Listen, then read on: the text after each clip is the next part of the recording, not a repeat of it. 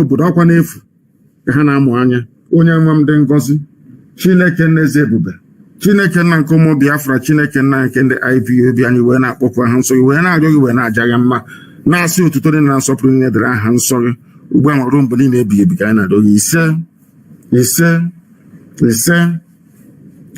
Our lines are going to open this morning and I will take your questions. And as always and ever, please, when somebody is speaking on the line, endeavor, because we're only going to use one line today, and that is Signal, of course, because we are encouraging everybody to move away from WhatsApp into Signal, and very soon, of course, into the new device, the new social media platform that we are going to launch. Very, very important, please, that you pay attention to every announcement concerning that very imminent app launch that we intend to do in no distant time. The number to call this morning on Signal, please, Signal, is +44 7761 825 346. I repeat, +44 7761 825346. I do know that a lot of people are still sleeping, but we are here now, and once you try to contact us, I will accept your number and then you will be able to speak to us. We are live and we are direct, and of course the whole world is bearing us witness. Our lines are now open, and if you wish to participate or call us, you are more than welcome to do so. Once again, this is a live presentation, please, and we are only using one line to broadcast this very day, and that is Signal. And might I also remind each and every one of you, if you have not prayed for IPOB, if you have not prayed for this very noble family, of course, those that are guiding us, ESN, if you have not prayed for Eastern Security Network and for the coming of Biafra, I do suggest that you do so immediately. Let us go and take this call. Our very first caller this very morning, afternoon or depending on where you are. The caller on the line, can you hear me? Please, your name and where you're calling us from, and then your question, please, if you may. Morning, sir. Good morning to you. My name is Chinedu Nwosu. Chinedu Nwosu. From Hungary. From Hungary? You're calling from Hungary? Yes, sir. Please go ahead. We are listening. Mazi, please, I want to ask something. All this Efulefu, because all this Efulefu and their children with their entire family, what is going to be a situation when we stop Biafra? Are they going to be in Biafra land with us? Because if they continue to be in Biafra land with us, the same thing will be applicable. The same thing their father did is what they're going to do, just like Nnamdi.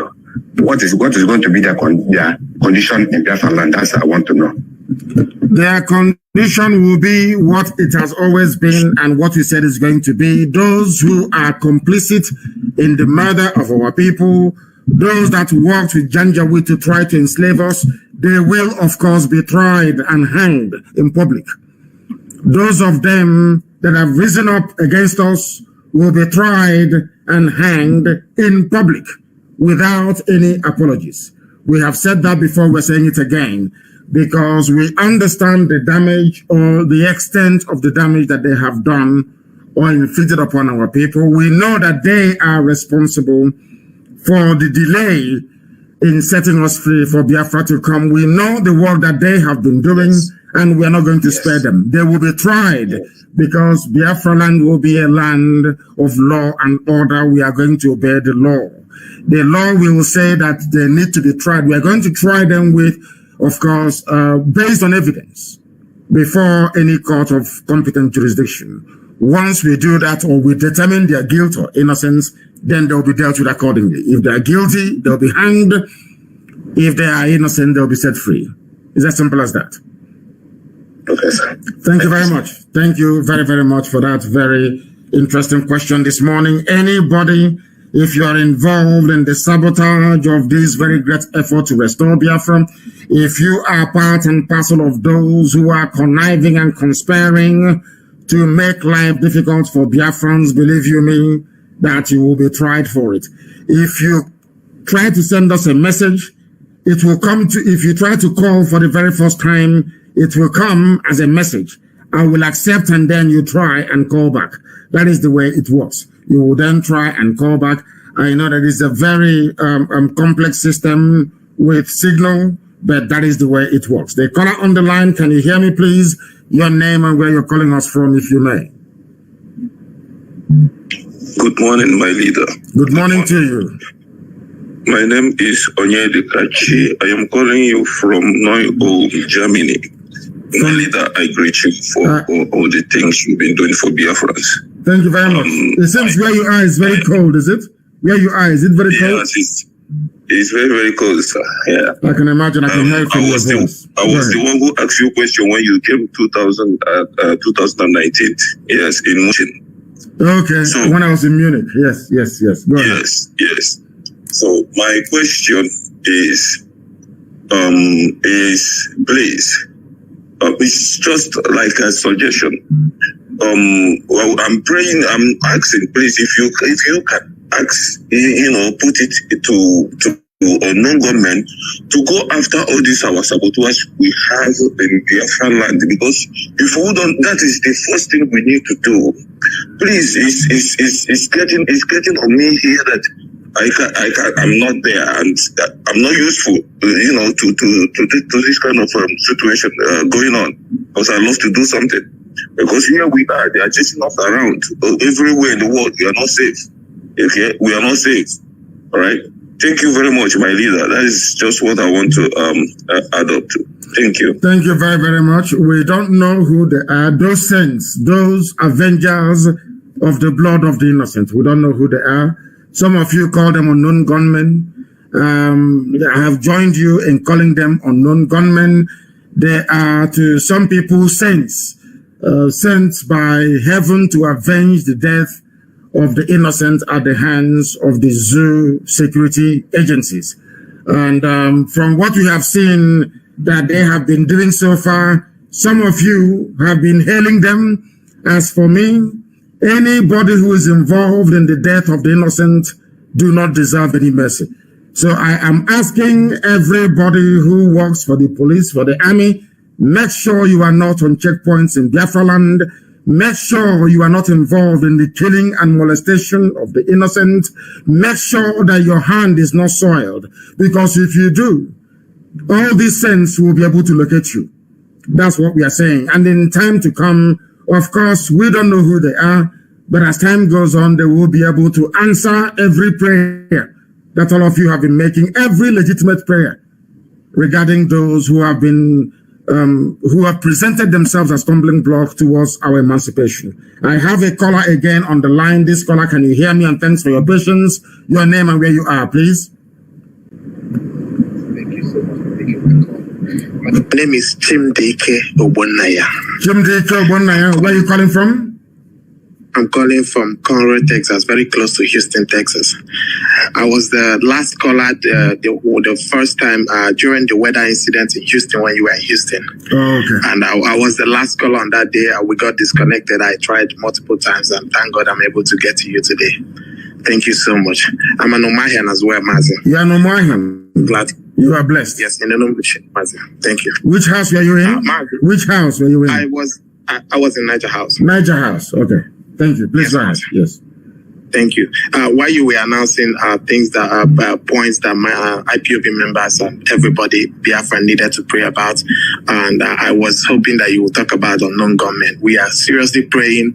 I don't personally see them as unknown gunmen. I see them as saints, as you see them as well. Thank you so much, Mazi, for all that. Please, Mazi, I have a few questions.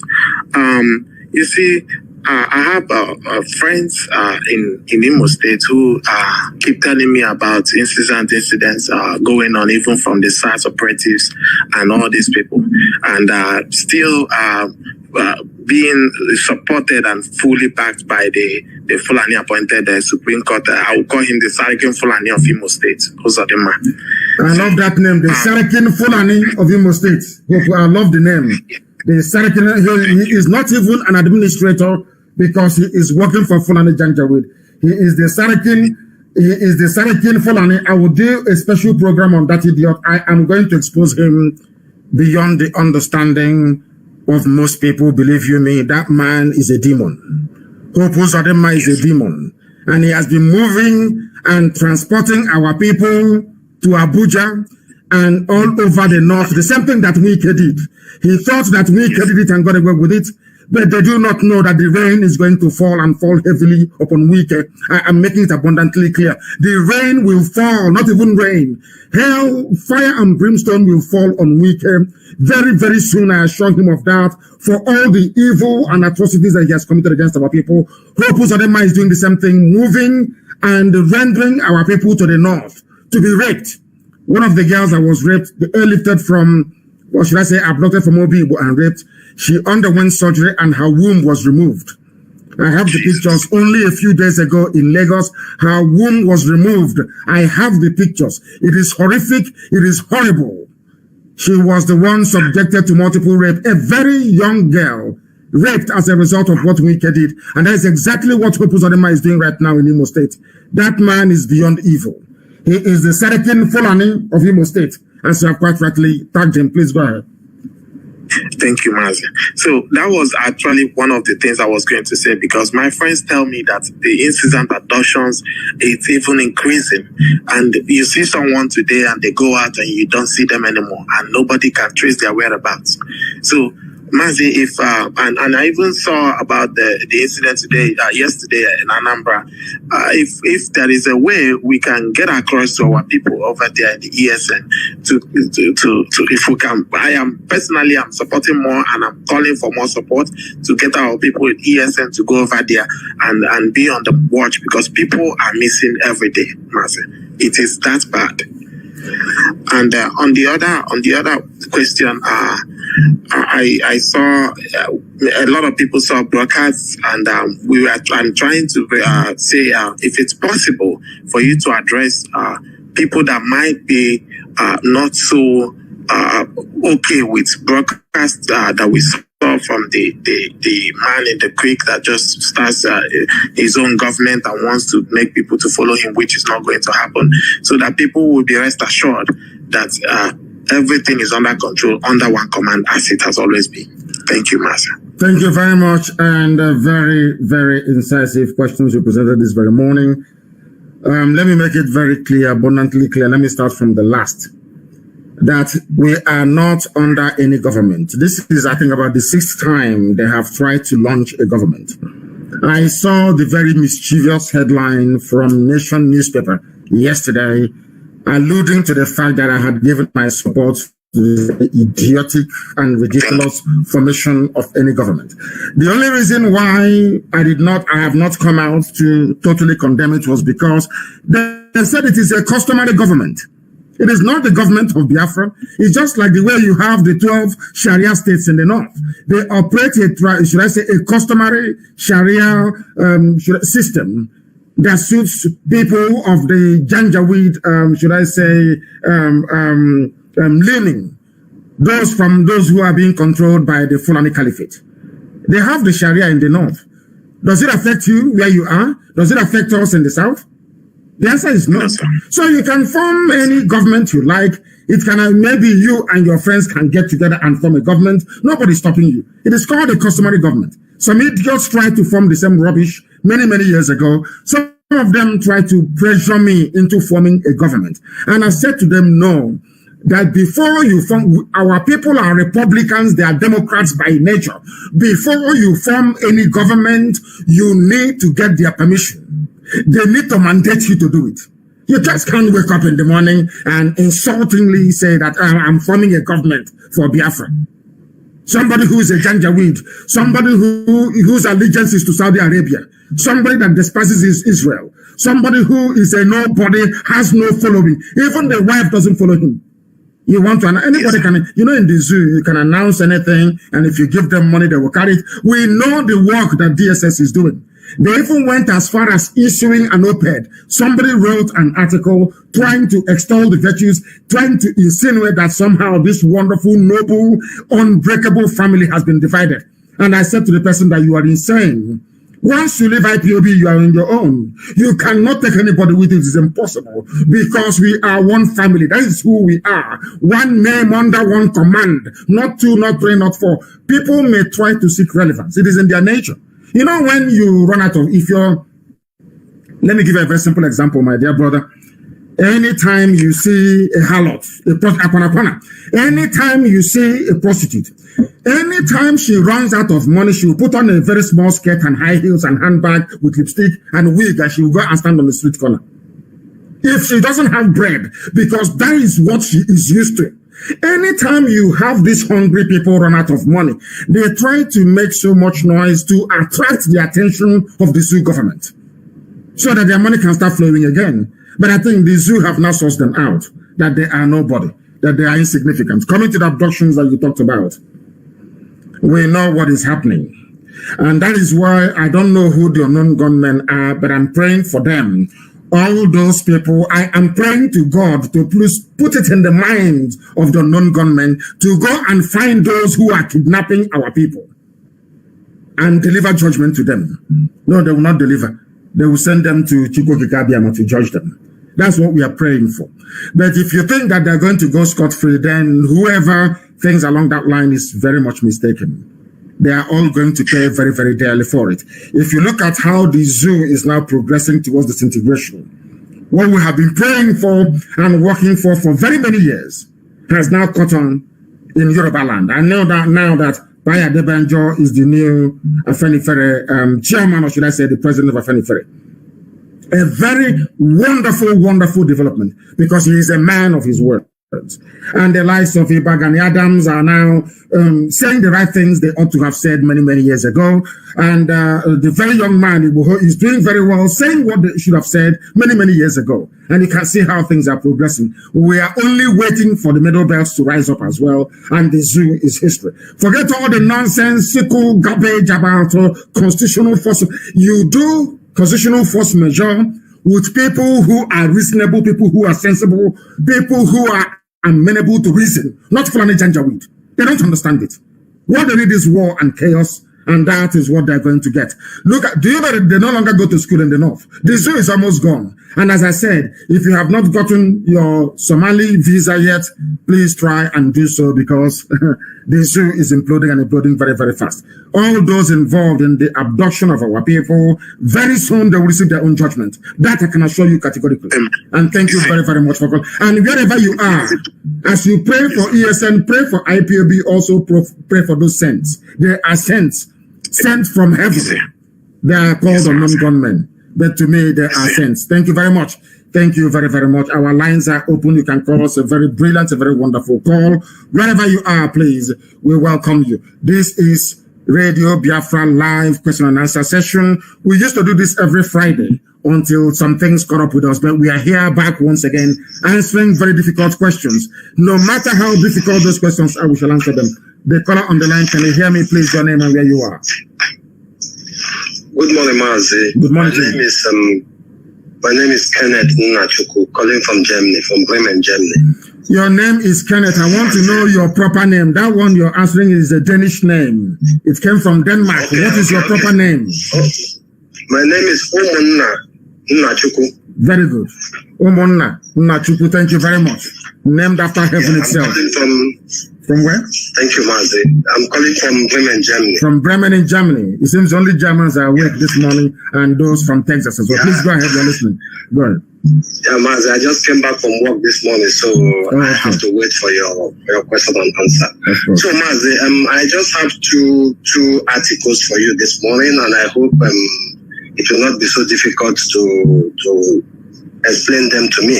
One important thing I want to say is, I want to ask first is, we are having a very big problem here. And the problem we are having is a lot of us, we don't have a passport anymore. They are expired. And when we try to apply for our passport in the embassy, most of us that are in Facebook, that are really posting a lot of things about the disintegration of Nigeria, they are refusing us passport in one way or the other. by not even giving us an appointment to get our passport.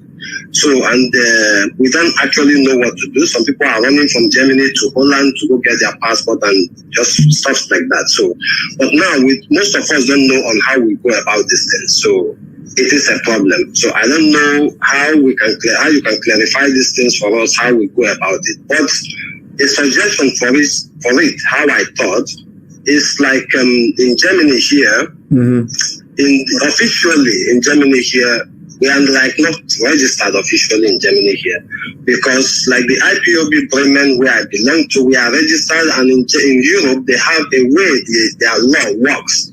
It's like every state have their own law. So as we are registered in Bremen, it's like we are registered under the law of Bremen.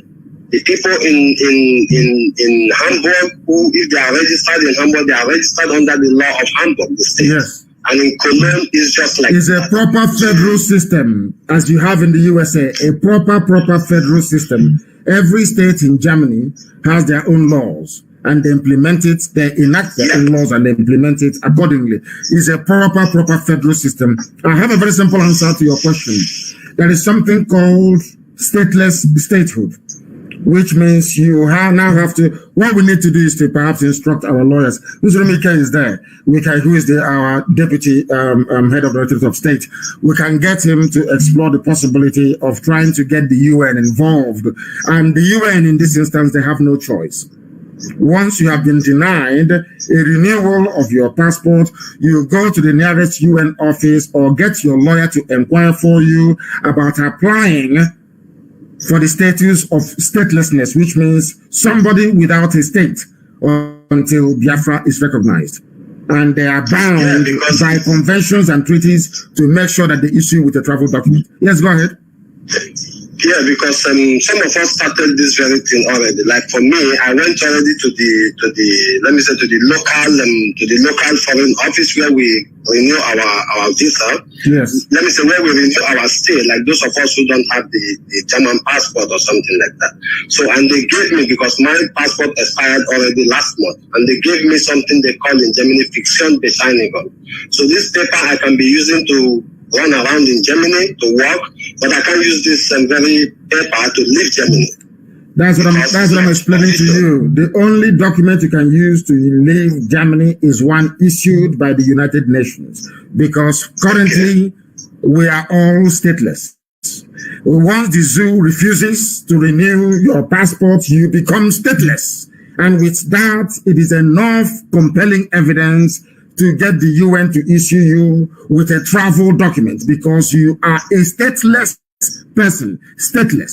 That's what it means. And now with it, you can also approach the authorities of where you're in and get them to try to, of course, fix whatever endorsement or should I say, whatever identity or valid document or stay in that very area that you may have to need on your travel document. So the next port of call is the UN, to make them aware that we are stateless, not by choice, but by virtue of the behavior of the zoological republic. That's what we're going to do. And I will get Nzulumike to look into it and see how that applies in the case of Germany. That is something that people do not understand. There is something called persons who are stateless, which means you have no country of your own. In our case, we are waiting for Biafra to come. Where you have been denied access to proper documentation, as the zoo is now doing, then we go to the UN and we apply for this very status. As simple as that. And that's what we're going to do. So I will get Nzulumike to investigate it and then come back to us. Because what we have right now, especially in Germany, is not acceptable, and we're not going to accept it. Thank you very much for your call. Is that all you have to say? Okay, Mazi. Thank you. Thank you. And remain blessed. Thank you very, very much. Our lines are open. Our lines are open. This is Radio Biafra. We are live and direct. Your name and where you are, please. Sorry, I can't hear you. The caller on the line, I cannot hear you. Hello, good morning, sir. Good morning to you. Please, your name and where you're calling us from. Yeah, good morning. My leader, my name is John China Sokuchima, a regular caller calling from Aba. From Aba, please go ahead. Yes, my leader. May Chukwuka bless you and keep you more stronger as you are pushing us to this our glorious land. My question for you this morning is I really wanted to know, because in our meeting last Saturday we deliberated it. We have some of our new members that are coming. I want you to clear air, because some people say that you say that we should close our books, we should not welcome new members again, no monthly dues. But some people are coming because of the way they see IPOB moving and the way we are on truth, and the whole thing they are doing is coming up. They wanted to join us. What do you do to them? I want you to clear, because they said that you say we should not welcome new members again. No. I think, sorry, let me cut you short there. No, they misunderstood what I said. I said in ESN, we no longer welcome new recruits into ESN. But as for ordinary family meeting, people can come in. But let me tell you the fear that we have. There are a lot of people who have been recruited by the zoo to identify our people for abduction. So where you have a temporary moratorium in place where people are not being accepted, or should I say new members are not being accepted, it is for the very simple reason that we need to keep those who are there before secure and safe. And coming to the issue of contribution, yes, allow me to repeat. I do not want, there are no more monthly dues for the time being until I lift it. No more monthly dues in Biafra land alone. Outside Biafra land in the diaspora, people are allowed to continue to contribute. But in Biafra land, no more monthly dues in Biafra land. And I would leave it to the coordinators on the ground to determine those of them who should be admitted into our meetings. But for ESN, the door is shut, it is closed. No more. We have enough people and they're doing wonderfully well. And we need to make sure that anybody coming in is sensible enough, is understanding enough to appreciate the level of discipline required for you to serve in ESN. ESN is more disciplined than any army in Africa at the moment. And we don't want people to come in there to contaminate it. Thank you very much for your call. Thank you very, very much for your call. And I welcome it this very morning. Our line, once again, and please let me remind you how it works. You will call and we will take your, once I accept you, then you can then call back. Because if you call initially as a first-time caller, you may not be able to be accepted. The caller on the line, can you hear me? Do we have a caller on the line? We have a caller on the line. If you will bear with me, please. Too many calls are coming in. If you will please bear with me, let me put you on speaker. You are now live to the whole world. Yes, your name and where you are. Good morning, Mazi. My name is Mazi I'm calling you from India. Okay? From India, yes, go ahead. Please go ahead. Yes, Mazi, I want to ask a question. Yesterday, we saw what happened in Yoruba land. I believe that they are stepping up and they are becoming more serious about Yoruba agitation. So what I want to ask is, for now, I understand that steps has been made to wait to them because we understand that we need alliance, we need friends to shoot together and know how to confront our enemy and champion our cause. So what I want to ask is, what are we making to unite with our Yoruba brothers? Because I understand that in the future, if we want to overturn how things are going in Africa and in West Africa, we need a union. A union of a such union that Britain operated.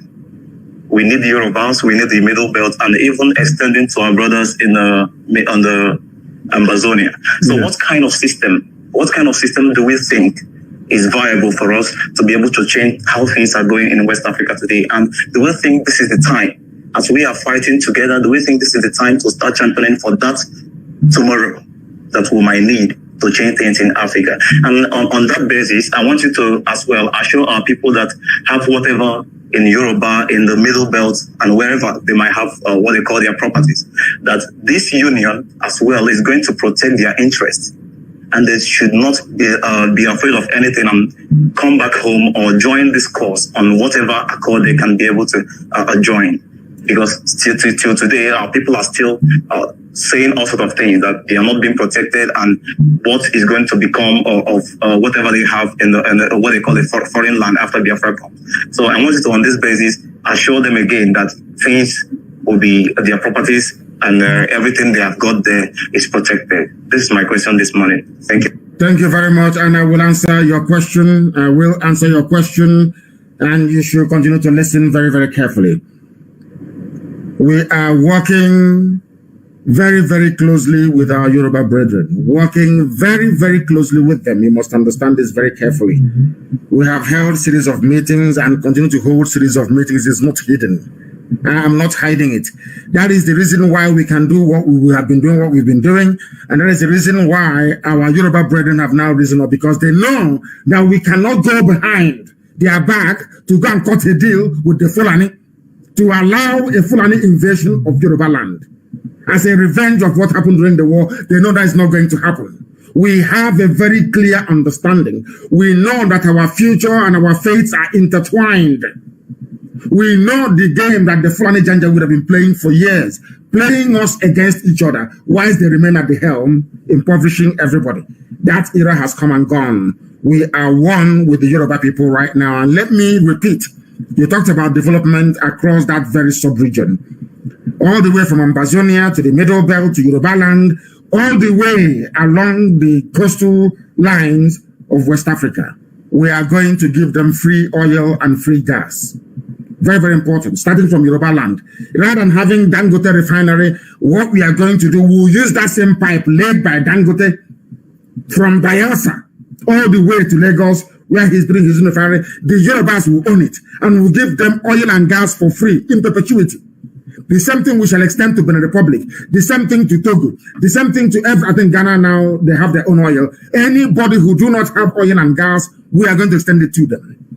Our mission is to develop everybody and to free everybody, not just Biafra. Everybody has to be free, because it's called economies of scale. If they are doing well, you are also doing well. If they are poor, you are also poor. Go and ask Germany how much they spend trying to get every component part of the EU to be as developed as Germany is.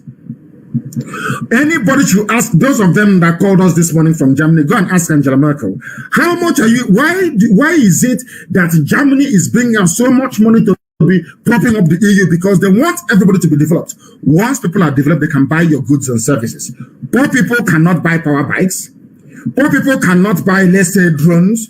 Poor people cannot buy flat screen TV, the smart TV. No, they need to be rich. And now, if you have a company, let's say in Biafra land, manufacturing all these things, and there's nobody to buy it, what are you going to do?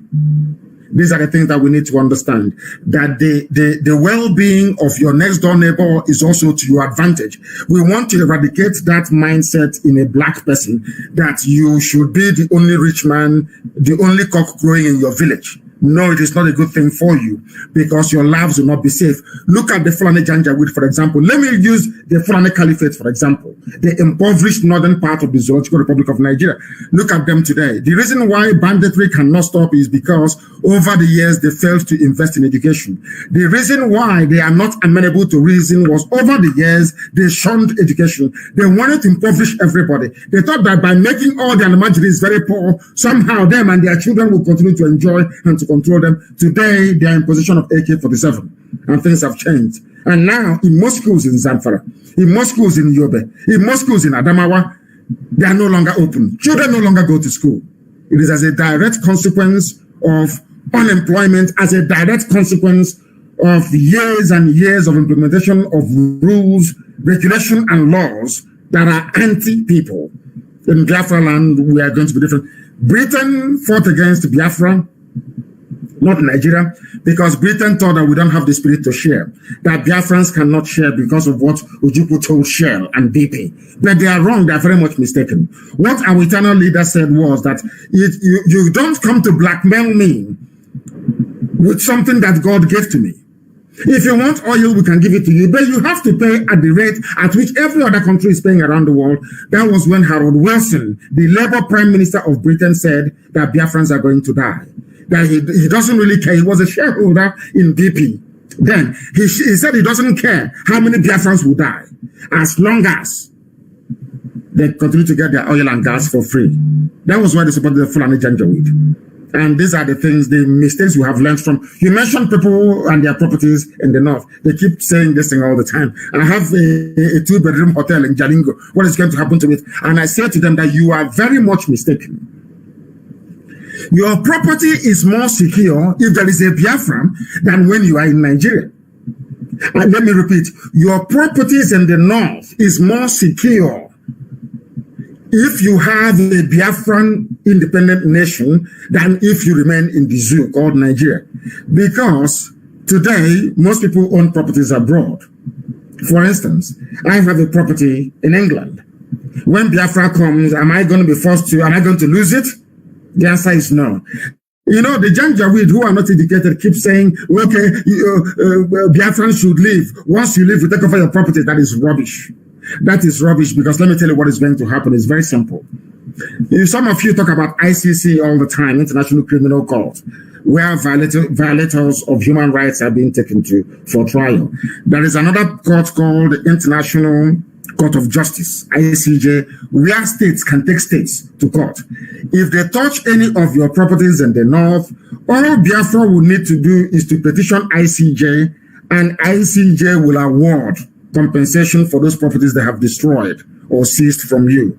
Once that is done, then the Janjaweed government will be forced to pay.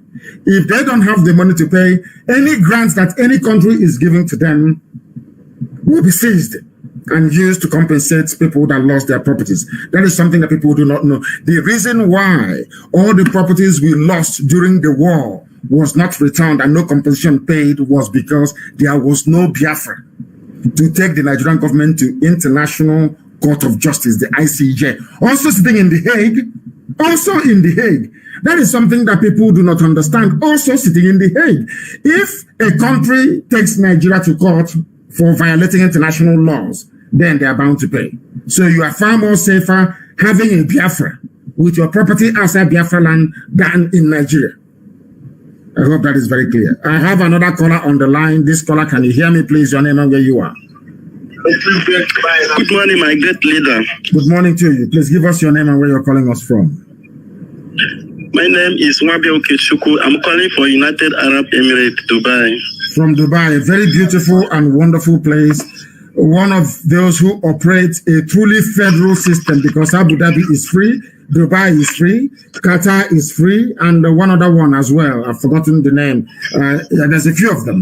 They operate a proper federal structure. And that is why everybody's running to Dubai. Everybody wants to go to Dubai. Nobody wants to make their land to be like Dubai. Everybody wants to run to Dubai. Very, very sad indeed. And those ruling Dubai, they have houses in America, they have houses in the UK, but that did not stop them from also developing their own land. That is how sensible people think and reason. Please go ahead. And that is exactly why I called you this morning, my leader. I am very, very grateful to reach you because it has been a long while.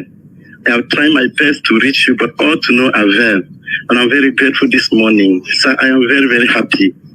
Meeting you today is an opportunity that I will never forget in my entire life. And I will tell it to my children.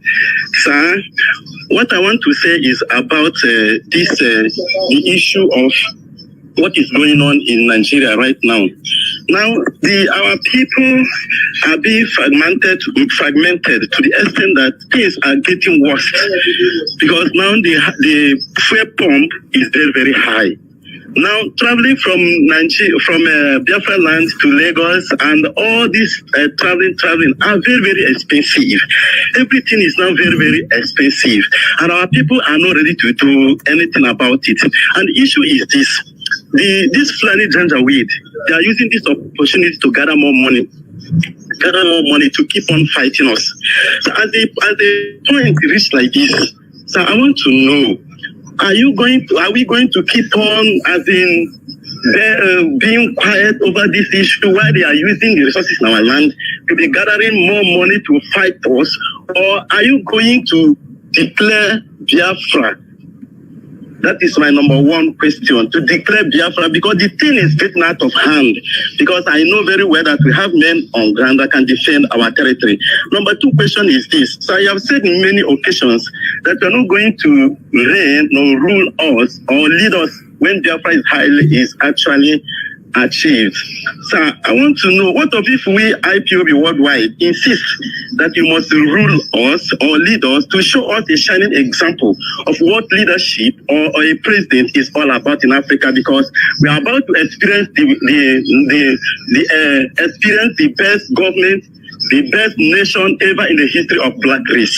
So I want to know what you have to say about it. What if we say no, that you must reign or lead us to show us a shining example? So that is number two. Number three is this. You gave 40 days ultimatum for the checkpoint in Biafra land to be evacuated or to be removed, because they are using this means to be killing our people, doing a lot of things. You will buy one bag of rice from Lagos, you want to give your people from your village. They will just block everything on the way and collect everything. And they don't know what you went through to be able to get this. And at the same point, they are killing and extorting money from our people. And in this the same checkpoint, they don't want anything good from other places to reach Biafra land. They have been doing a lot of bad things in that checkpoint issue. Sir, I want to know if your order is still intact, that after 40 days ultimatum, that this checkpoint will no more be seen in our great land, Biafra. Thank you, sir. Thank you very much, and remain where you are, and I'm going to answer your question. After 40 days, there will be no checkpoint in our land. They will try, because they are Fulani, they are Janjaweed. They want to show the world that they are in power, they are in command. They own the army, they own the air force, they own everybody. That is the way they behave. But they're in for a very rude awakening, I assure them. I will get to the issue of checkpoints in a minute. Am I going to declare Biafra? The answer is no. You people will declare Biafra or give us the mandate. I said us, not me. Give us the mandate to declare Biafra. Before Ojukwu declared Biafra, he was given a mandate. Then the cockroach, the hotelier, came and was declaring Biafra. I think after every 6 months, he would declare Biafra. And nothing happened. They will settle him. He went and sat down. Another person came out a few days ago to say he's declaring Biafra. It is an insult to our collective intelligence that anybody should come out to declare anything without proper consultation. You know, they try to accuse us of not consulting properly. What we are doing is the groundwork. Our people are Republicans. Our people are Democrats by nature. Everybody wants to be consulted. And when the time comes, everybody will be consulted. As I said before, they tried to push me to declare Biafra, and I said, no, I cannot declare Biafra. I don't have the authority. I am not Biafra. I am a Biafran citizen. Only one person among 70 million people. I don't have that power nor the right to do so. I am not a dictator. The reason why we put IPOB on the straight and narrow is because we need to enforce discipline. There is a level of discipline you require when you are facing a very recalcitrant enemy or when you are surrounded by enemies. That is only what we try to instill inside IPOB. That doesn't mean when it comes to the issue of governance or matters of state, we now arrogate powers to ourselves. No, we're not going to do that. What we'll do is to wait for you Biafrans to say, now is the time to go ahead. Everybody will be involved. And then Biafra, you cannot declare Biafra without defending your borders. It doesn't make any sense. The day we are declaring Biafra, we are defending our borders that same day. If you see any Janjaweed, that Janjaweed is dead. If they fly their aeroplane, we'll bring it down. So we know what we are doing. I don't want people to rush us. We want to cross all the T's and dot all the I's. We know what we are doing. Our people should not be in a hurry. Nobody is in more, should I say, urgent need of Biafra more than myself, because we have suffered and have continued to suffer. But we must do it accordingly, or else our people will break away. Some of them break and run back to Fulani and say, this is not what we planned. And they go and connive with them. We want to make sure that every avenue for saboteurs is shut down. Every avenue of the escape will be shut down. People should believe in what we are doing. Our strategy is spot on, and we can never fail. I am not going to declare any Biafra, not now, until you give me the mandate to do so. because we are Democrats. Any idiot can declare whatever he or she thinks works for them. If the zoo can give them money because they declared Biafra, that's all. Then I know that the DSS is behind it. As I said, there was an article written. They did it in order to show to think that the world will buy this nonsense that IPOB, this noble family, is divided. That's all. So this person has his own faction when it's a lie, a proper lie. It was DSS that declared Biafra. The Department of State Secret Service in Nigeria, the State Police, they're the ones that declared it. Because these are their agents. They give money to them. But you can see how we all responded. Nobody accepted that garbage because we have not finished doing the groundwork. I know we are all in a hurry, but in due time or in due course, you will give us the mandate to declare Biafra, and then Biafra will be declared. Then that same minute, we are defending our borders. That same minute, our army will be unveiled. You don't sit in your house when you run out of money. Pipeline security contract, you want a new one to be renewed because Dangote is now canvassing for security guard to guard his pipeline from Bayelsa to Lagos, his new refinery. You now come up with this gimmick so they can give you money. These are hungry people, and we are not. No declaration of Biafra until we have your mandate to do so. That's number one. Number two, I will not lead Biafra. There are people, I believe, who will be more competent than myself to lead Biafra when the time comes. Only Biafrans can choose who is going to lead them. And Biafra will not even have a chairman or a president. My recommendation, which I will urge people to vote for in a referendum, is to have a confederate system and to have premiers managing each and every of the regions. That is what we are going to do. That is something we must understand. A prime minister, yes, but not a president. We are not going to concentrate power in the hands of only one man. It is not going to happen. Very, very important that we understand this, please. And about the checkpoints, after 40 days, there'll be no more checkpoints because they are using it to abduct our people. They are using it to kill our people. They are using it to make life difficult for us. There will be no checkpoint. And then there will be no apologies for any action we're going to take. And I want the world to take down to telephone numbers. Even from today, wherever you see a checkpoint from this very morning in Biafra land, I am going to give you two numbers this morning, please. They are our inquiry lines. If you have any issues, if you have any case, if you spot any saboteur, if you know anybody who is pointing out our people to be arrested, you have their name, you know where they come from. I am going to give you a number this morning to call. That very number, once you call it, you leave us your details, then we go and find those people. We go and look at the checkpoints, and then the rest will be done. The numbers are, now I'll give you the number in a minute. The caller on the line, can you hear me, please? Your name and where you are. Good morning, Mazi. Good morning to you. My name is Simon. I am calling from America, Spain. From Spain. Thank you for giving me this opportunity. Yes, please, go ahead. Honestly, I just want to thank you because most of the things you have taught them, issue of this ESN, you say the recruitment is enough because we don't want to destroy what we have built because the zoo is trying to infiltrate us, but yes. You're always ahead of them. Thank you for your wisdom and what you said about the Confederated State now. I like it because if you look in Switzerland, they never entrusted any power to one person. Each canton have their own leader. That is why they are progressing. All these things they are doing is very, very wonderful. And I want to touch against some things. Some people say that you arrange call. You arrange people to call you. This is money.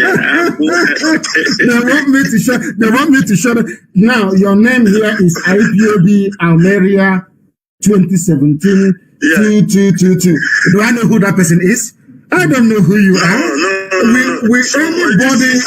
Let me finish. Anybody who has ever witnessed where we have done a live presentation and taken live calls, you will know that I never ever filter calls in my life.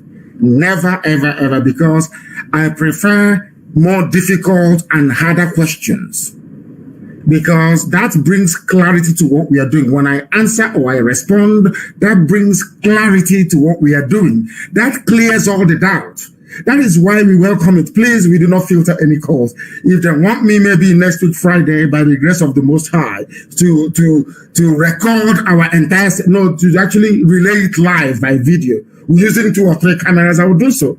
I do not filter any calls, and I will never filter any calls, because I believe there is no question Chukwukika Abiyama will not give me the grace to answer. Please go ahead. Please continue what you're doing. All this is distraction. There's one thing people don't know. Immediately you step out of this global family, you are gone. That thing that brought you up will bring you down. Some of them are there now. Nobody is calling them. They are imagined. All this call Nnamdi Kanu is getting, maybe he's arranging people. Since morning, I have been calling. You know, this is something some of them don't understand, because they will be there. Nobody called them. They think Mazi and the Kanu is arranging call. These are people that have lost their way. I tell every one of them, what brings us together is Mazi and the Kanu and the IPOB. And immediately you step out of this family, you are gone, not to confirm me and you again. So Mazi and the Kanu, don't listen to any distraction. Continue your mandate. Continue what you are doing. Guide your way. Guide your going out and coming in. Any evil man that meets you will run away. Thank you for giving me this opportunity. They say we arrange calls, and there are lunatics everywhere. We had a caller on the line. That caller is no longer there. Maybe they will call us back. Maybe they will try and call us back. There are many people who are calling, but I want to deal with one issue first. The last caller mentioned Switzerland. Switzerland is doing very well. And let me tell you why Britain said no to Aburi Accord. This is something that it's only now that we have hammered on this issue. It has now dawned on everybody that Britain never meant well for each and every one of us. I am a British citizen, don't get me wrong. There are good Britons, good English people, good Scottish people, good Welsh people, good wonderful Irish people. But there are very evil people amongst them as well. The caller on the line, can you hear me before they will show Switzerland? Can you hear me, please? Yes. Your name and where you're calling from? Okay, my name is Uche. I'm calling from India. Uche from India. We are listening. Please go ahead. The world is. Did I arrange you to call this line this morning as well, as they said? No, I saw it on YouTube. I've been trying to get you online for a long time. Thank you. Please go ahead. I'm even surprised that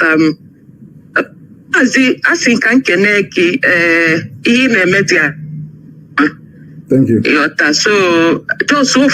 So can you speak English for us, please? Because Biafrans are all over the world. Some of them were even born outside Biafra land.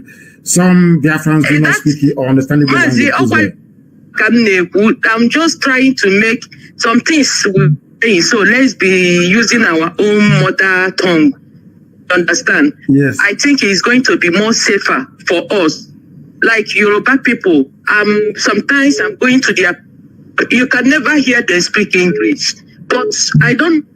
The problem that is what our Igbos see Igbo person. That person will speak Igbo to you. It's impossible.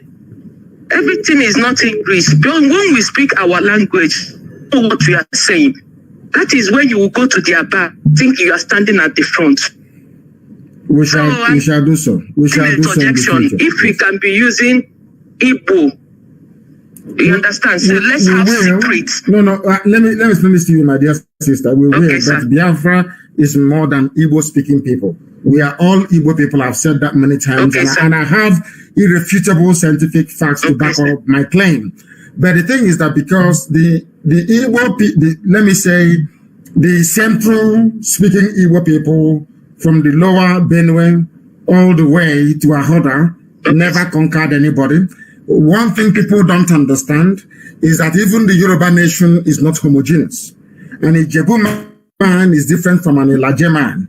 Elaje man is different from somebody who comes from Ife, from Ile-Ife. They are all different people, but there was a conquest from Ile-Ife. The royalty from Ile-Ife spread out, the Oni and all the rest of them, over many years, and conquered other vassal, should I say, clans around them, and they all spoke one Igbo language. Sorry, one Yoruba language. Had there been an Igbo king, for instance, had there been an Igbo king, and that king decided to go on conquest, they will go and conquer other people, and by virtue of that, they will not start speaking Igbo language. The same way that Britain conquered us and we're speaking English. That's how this world works. Look at the parts of Africa conquered by French people. They are now today speaking French. The parts of Yoruba, people will now call Yoruba today, we are conquered by the throne of Ile-Ife. And they're now speaking Yoruba, a language we call the Yoruba. Look at the Hausas, for instance. The Hausas conquered a lot of people in the north and built their empire. Today, they are all speaking Hausa, of course, aided by their own invasion of the Fulani. So you must understand this. So in Biafra land, we never conquered anybody and nobody conquered us until the white man came. That's why we all speak English. Now, what we are going to do is this. We are having programs, we are scheduling programs on Radio Biafra where you will have this news that I'm broadcasting in Ibibio language, in Efik, in Eson language, in all the major languages that we have. And I think the major ones we have are Igbo, we have Ibibio, we have Eson. Even in Bayelsa, even in Ijoland, they have four languages, even more than 4. Are you aware of that? They have 4. Wow. Yeah, of course. So if you now say that let somebody from let us speak Ijo language, there is not one Ijo language. Not one. They have a minimum of 4 major languages, and they do not understand each other. You must understand this very carefully, why we use English all the time. We have Isoko, of course Isoko is related to you, but we'll come to that later. We have Urobo, and we also have Ishekiri. So that is why we speak English. But we are now designing programs on Radio Biafra to accommodate all these dialects, to accommodate all these languages, to make sure that, as you quite rightly said, we communicate in a language that at least the enemy will take 1 or 2 days before they can decipher, take them 1 or 2 days before they can interpret and understand what we are saying. And also tagged on to that, because I said I'll answer this question, it's a good thing that you underline. In Switzerland, my dear sister, in Switzerland, they speak 3 different languages in Switzerland. Do you know that? Switzerland, there is no official Swiss language, not one. They have 3 official languages in Switzerland. They speak German, they speak Italian, and they speak French in Switzerland. So depending on the canton you're in, what I was alluding to earlier is the fact that you can see how successful Switzerland is. They run a confederation. You can see how successful the UAE is. They run a confederation. You can see how successful the United Kingdom is. They run a quasi-confederation because Wales have their own parliament. They make their own laws. They speak Welsh language. Do you know that in Britain, it is not only English that is the language in Britain? Are you aware of that? There is something called Kanu, which is Welsh. Yes, of course, in Wales. The same United Kingdom, the same Britain, the same UK. They speak a different language from English. The same UK, they speak Celtic language in Scotland. The language of Scotland is Celtic. They are Celtic people. In Wales, they speak the Welsh language. It is not English. Not English, not at all. This is something that our people don't know. But I'm telling you now, because there are some people bringing up their children in Wales not to speak English at all. No English. If you go to Wales, you will see English, a road or a city in English. You see the Welsh translation of that. Should Wales become independent tomorrow, there will be no English spoken there. Should Scotland decide to go the way of the ancients and go back to their original language, the Celtic language, it is not English. Irish is something. Of course, it's the same language, Republic of Ireland and also Scotland. They are ancient people of the land of Britain. These are the things that most people do not understand. In Switzerland, they have 3 languages because you have Germans in Switzerland, you have Italians, you have French. Nobody is fighting. Do you know why? Because everybody is allowed to be on their own, to develop according to their own pace. That was what Ojukwu went to negotiate in Aburi with Gowon. Gowon saw sense in it, but as soon as they got a call from the British High Commissioner saying refuse it, Gowon and the Fulani Janjaweed never asked themselves, why would Britain not want us to implement this very act? Why would Britain deny us what they themselves have? Because we are black people, we never reason along those lines. That is the reason why the zoo is in a mess today. But look at Switzerland, they're doing very well. UK is doing very well, and UAE is doing very well. Exactly. They don't want us to have the same thing, and that was why there was a war. People don't know this. Nigeria did not fight a war because of secession. No, they fought a war between those that wanted restructuring and those that did not want restructuring. There's something happening today.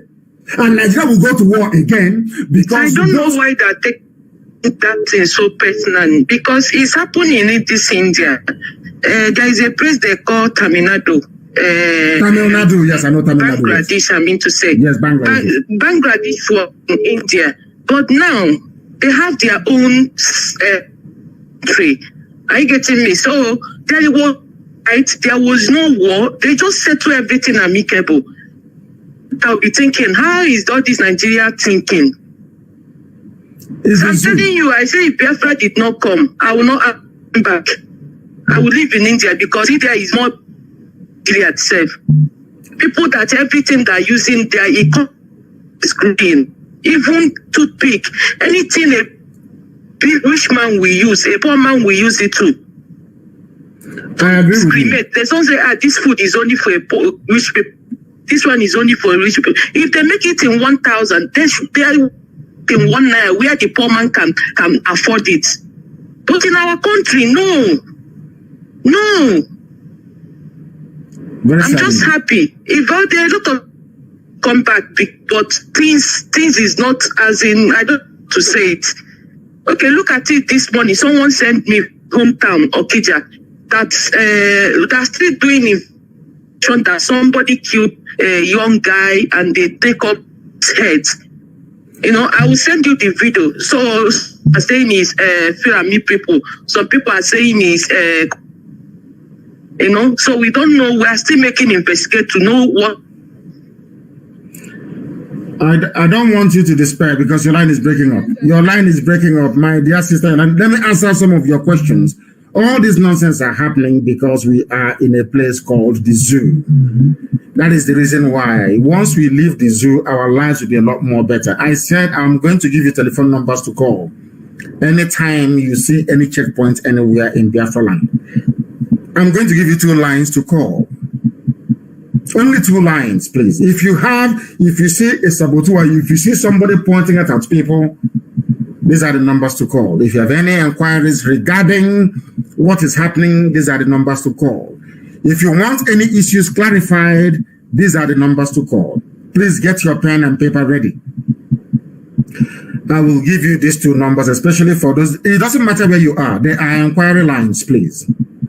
+49 is a German. These 2 are German numbers. +49 162 730 6732. That's the first line. I repeat, +49 or 0049 if you are in a civilized place. In the zoo, it is 00949, but it is +49 162 730 6732. That's number 1 line. I'm going to give you another line as well.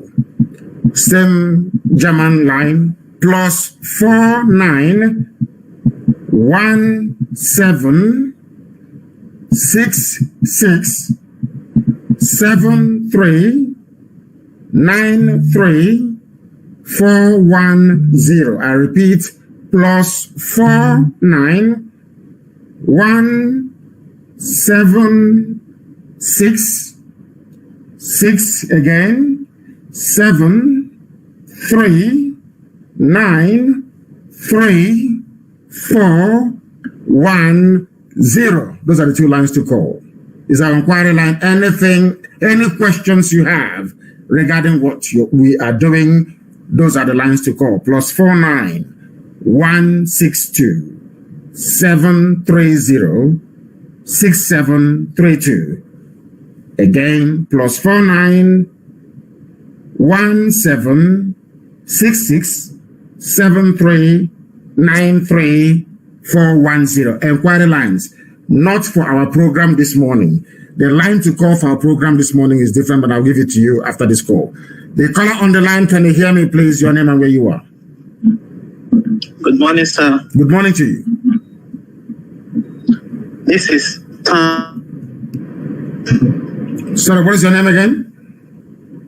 Tam from Sapele. From Sapele, Tam from Sapele. Thank you very much. Thank you for calling. Please go ahead. I really want to ask a question, but I don't want you to answer it on air. If you can reach me back. Ask the question. If the question is not about me going to kill somebody, then you can ask that question live on air. What question? Let me ask you first of all. What is your nationality? What is your ethnic nationality in Biafra land? Where do you come from? Ijo. You are Izo. Okay, thank you very much. Yes. What question do you ask? Please go ahead. The question is that concerning the militants, the ex-militants. Yes. Have you met with the we are talking to every Biafran. Now I understand where you're going. We are talking to every Biafran of importance, not pigs or pipeline security guards. No, not gluttonous, money-hungry demons. No, we are talking to patriotic Biafrans across the range. You may call them militants, I call them Biafrans, right across the board, because together we are going to set ourselves free. No one entity can do it. That is a very known fact. Even our Yoruba brethren, they have realized that we must come together to defeat this monster, because the Fulanis, they have Britain behind them. They have the UK behind them. We have nobody behind us except God Almighty in heaven, and ourselves. That is why we must come together. And that is why there can no longer be any division. Anywhere you see division, then you abandon it. We are speaking to everybody, every Biafran, militants and otherwise. And together we are marching resolutely towards one destination, and that destination is freedom. Okay. Thank you very much. That's why I'm asking this question. Why are you asking? Thank you, sir. Go ahead. Because why I'm asking this question is because there are some set of people that have the capacity of commanding their people like you do in IPOB. There are some people that have that capacity. We are speaking to them. I can assure you, my dear brother, I can assure you that we are speaking to everybody. We are speaking to them. I had a meeting. Okay, I'm not going to say the type of meetings. I have meetings all the time with people of importance. The issue of Biafra is resonating everywhere. It doesn't matter where you come from. Izon, Urobo, Ishekiri, all the rest of it. Everybody wants to be free. If not for what we are doing, do you think that our Yoruba brethren could have been doing what they're doing today? Because they have seen that we are movable, that we are unshakable, that what we've been saying is right. Now everybody is joining.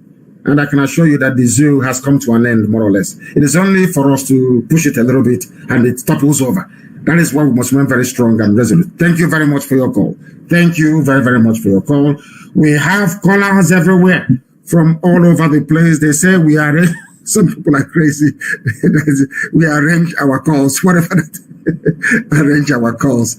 Some people are mad. Let us take this call. The caller on the line, can you hear me, please? The caller on the line, can you hear me? I can hear you, Mazi. Good morning, sir. Good morning to you. Your name and where you're calling from, please. My name is Akukalo. I'm from Abreba, Afro province. Thank you very much. Please go ahead. So, please, I have only one question. I want to ask you about, you say you are going to run a confederation. And I want to ask you, what about our monarchs? Are you going to demolish all this monarchy? Everything will be up to the people to decide. We are going to have, Biafra is going to be a democratic nation. Anything we want to do, we ask the people.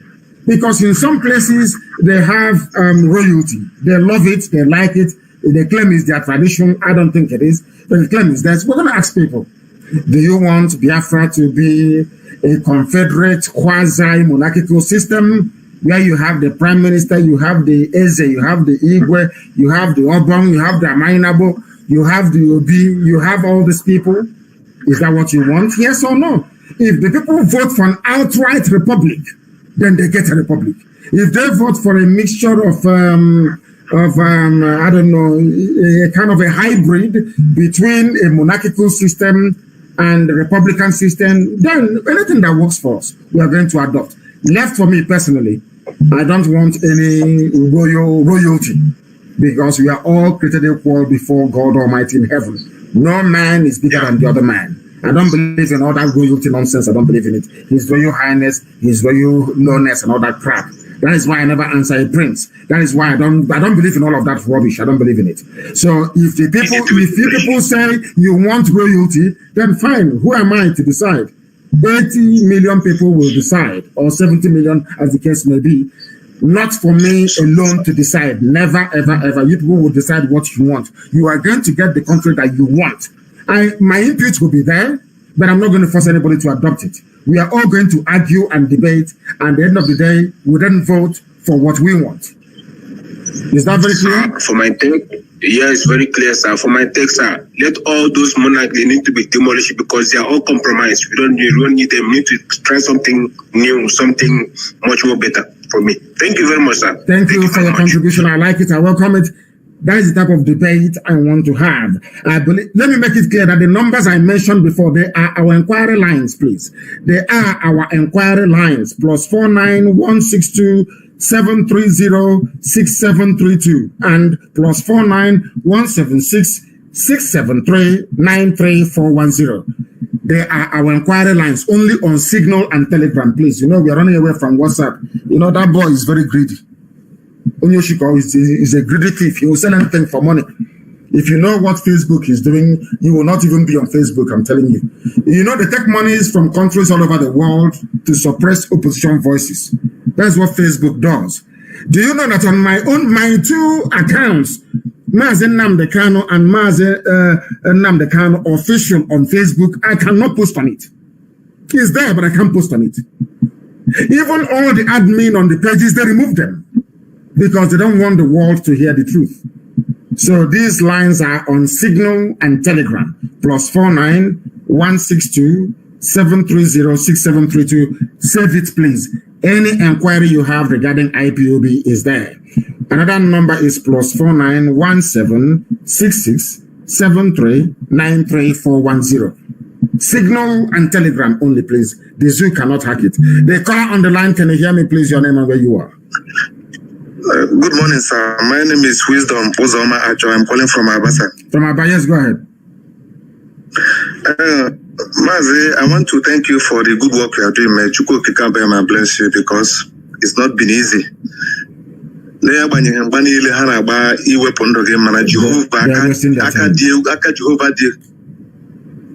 was in that time. Go ahead, please. That was in that time. Go ahead. So I would really want to thank God, because God hanged his upon you. And my first question I want to ask, before the white man came, my father told me that we have been circumcising our male child here. Before Britain came, we have been circumcising the male children here, our male child. Then secondly, who handed Nigeria over to Fulani? I don't just know who handed Nigeria over to Fulani, and they are terrorizing everybody, killing everybody. And how old was Zeke and Awolowo when they did the amalgamation? Who was there when they signed those documents? And Britain has been suffering us for all these years. I don't just know who handed it over, because I'm confused here. No, nobody handed over anything to them. They just came, saw, conquered, and took everything for themselves. And when they were leaving, they had a choice of either handing over power to Azikiwe, who is the only frontline nationalist never to lead his country, so to speak, or a nation that he helped to liberate. And let me go back to the question. In 1914, when they amalgamated, there was no Zeke, there were little children, no Awolowo. You should ask yourself, where were our fathers then in 1914? Nobody was consulted. Only one white man and one white woman, they sat down together somewhere in Lokoja after drinking brandy and whiskey. Decided that these people should be together. And why did they amalgamate the North and the South? Because the North was poor. When they keep trotting out all these, their lies, they had granite before they discovered oil. We had granite. Granite was sustaining Nigeria. Imagine the lies they tell themselves in the North. When the documents, the Zoo people don't read. Nigerians, those animals, they don't read. The amalgamation papers are there. What does the amalgamation paper say? It says that the reason they asked Lugard in the House of Commons, why are you amalgamating the North and the South? Lugard said because the North is poor. The North is not viable. They have been poor from the beginning. They are parasites, and they are poor till today, and they will remain poor forever and ever. That's how Chukwuka made them. Now, coming back to what you said about Zeke. Zeke, I don't know if it was about 4 years old. I think I was, I don't know, maybe 2.5. I don't even think then that Ahmadu Bello had been born. So who was there when this zoo you call Nigeria was created? That is what we are trying to get black people to reason. Our job here is to get people to reason properly. Because black people, of course, some people are now reasoning properly, but in the men in the zoo, they don't reason properly. That was the lie that we are telling. When people seceded, secessionists. Nobody said that the war of Biafra was fought between those that believed in restructuring and those that were against restructuring. It was a war about restructuring, not about secession. And that's what we have to do. Now, let me make it very, very clear, not just to yourself, but to everybody who's listening, that Nigeria is a joke, one almighty joke, where lies and deception obtain. Where lies and deception obtain at all times. No Nigerian created any Nigeria because there is no Nigerian. You are either from Biafra, you Duduwa, you are from Arewa, you are from Kwarafa Kingdom, which is the Middle Belt. Nobody is a Nigerian. And I've said this thing many times. If I ask you now to send your wife or your girlfriend or your lover, please go and dress like a Nigerian and come out. It's a simple experiment. Please, can you give me the Nigerian dressing, dress the way a Nigerian should dress and come out. We'll start dragging that person. One will say, oh, it's Yoruba. The other one will say is a Biafran dressing. Another one will say it is a northern dressing or middle belt. There is not even one common food. No common religion, no common food, no common language, not even the way they dress. Nothing unites them together. Yet some people are idiotically saying they're from Nigeria. And I feel sorry for them because they're black people, they're ignorant, they're very foolish, they cannot reason very well. Your grandfathers were there, or your ancestors were there, and a white man and white woman traveled all the way from England, came to Nigeria and said, from today your name is Nigeria. And all of you are jumping up and down like monkeys saying, I'm a Nigerian, and thereby anytime you say you are a Nigerian, you are reinforcing your idiocy and your ignorance. That's all I can say. You are reinforcing your stupidity. That means that you are a stupid creature. I'm telling you the truth. That's why we preach this gospel of heaven. Another thing I want to say is very quickly. Hello, these security operative. These are all these janjaweed that are on the road, collecting money. Extorting money from people, and they are secretly taking people from Aba here. Once they see anything IPOB on your phone or anything that's because me now. Tell us, I have given 2 numbers. Listen to me, please. I have given 2 numbers. Anywhere you see anytime you see such a thing happening, I don't need to complain anymore. Just report the checkpoint or the police station they came from, and you hear the story afterwards. That is all. Anywhere you see them abducting people, listen to me. Listen again. Anywhere you observe them doing all these things, call one of the lines.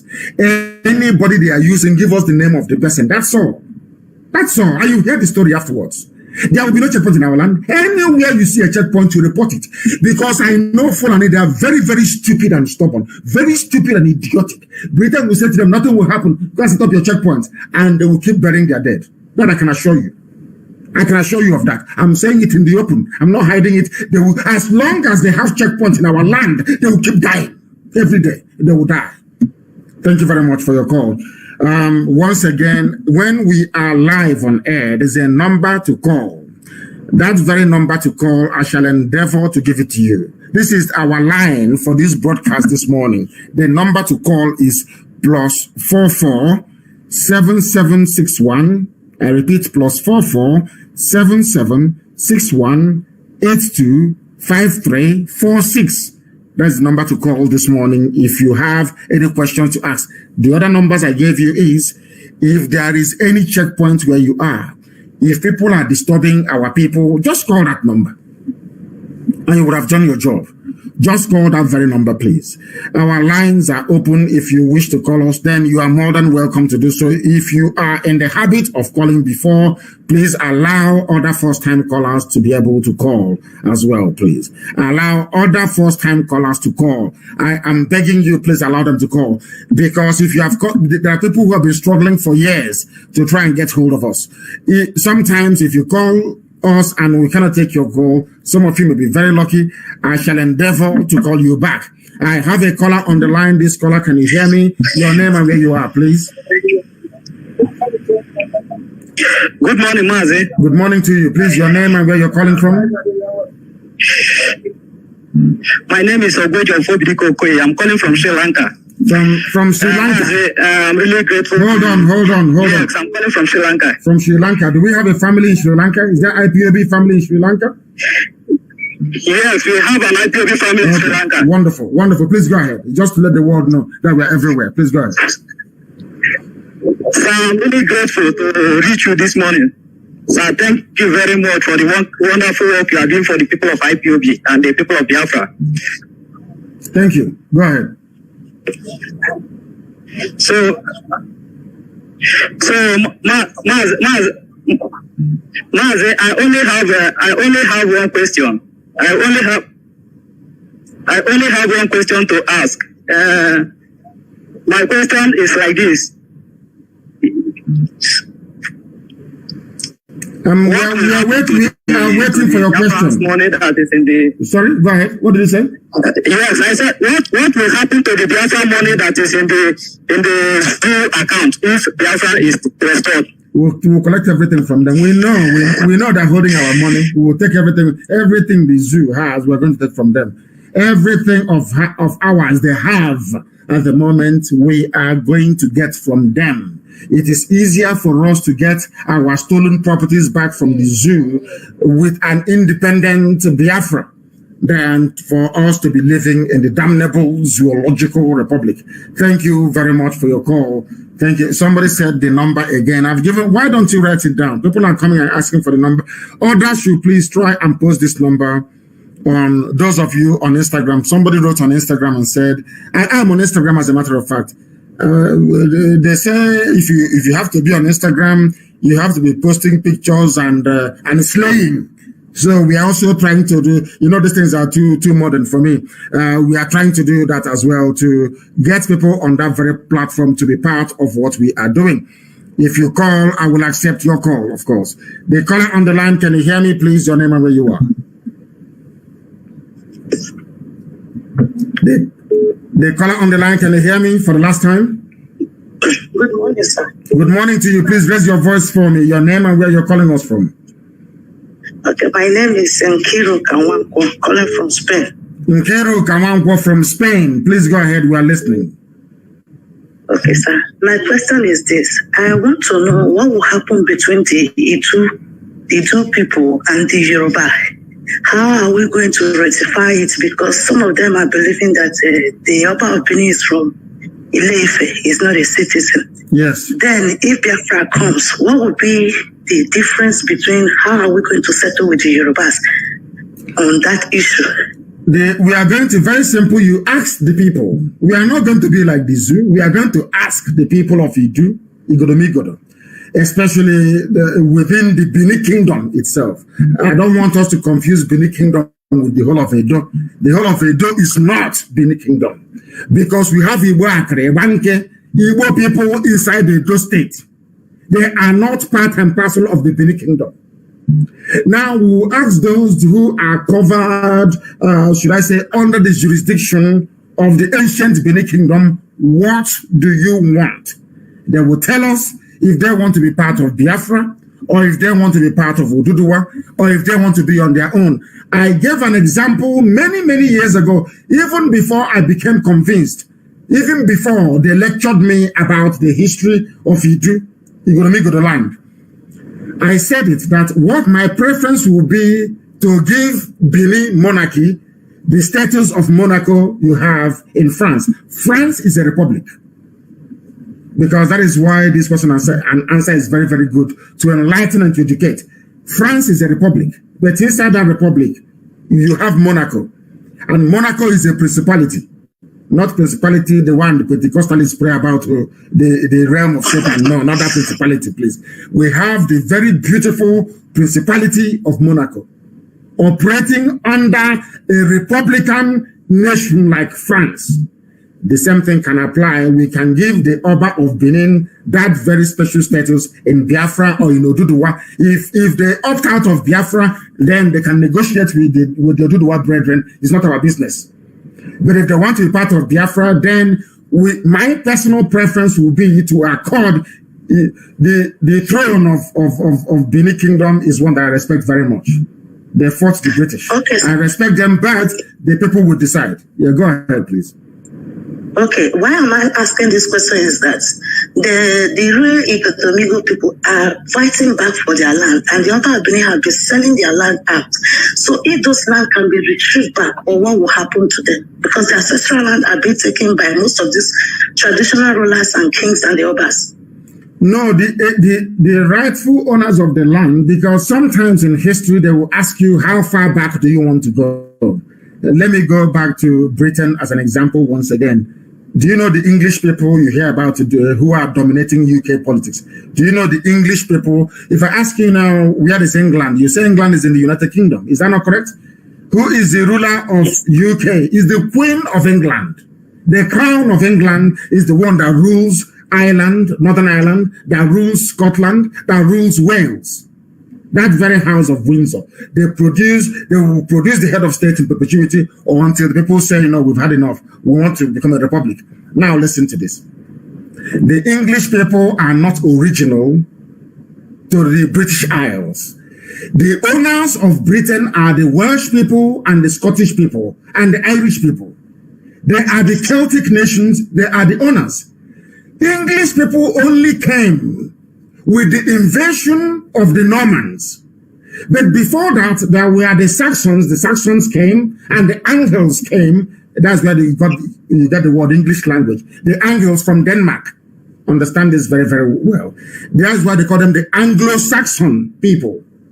The English people you see today are more related to Germans from Lower Saxony than they are related to Scottish people and to Welsh people. Allow me to repeat. So if you now say that if the original owners of the land of Britain, the Isles or the British Isles, which is the Scottish people, the Welsh people, were to say this is our land, then what happens to the English people that are there today? How far back in history can you go? That is the problem we are going to have with Igoromigo, and we must be very, very careful how we deal with it. How far back do you want to go? Do you want the crown in Benin City to now go back to Ileife? Then what happens to the children and all the people, all the villages that have been formed over the years as a result of the presence of that very kingdom that you have in Benin City? English people are not original to UK. They are original to Lower Saxony in Germany. They are original to Denmark, the Angles.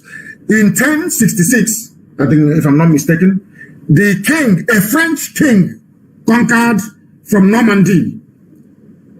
The Normans, they came, his name is William. William the Conqueror, he's called. He was the one that came at the Battle of Hastings. That is why there is a place in Kent. The name of the village is called Battle. That is where you got the dictionary word battle. When I'm fighting with them, I'm saying we are going into battle. It's the name of a village in England. Why was it adopted and put in the dictionary? Because that was where the Norman king from France, from Normandy, his name is William the Conqueror. He is not British.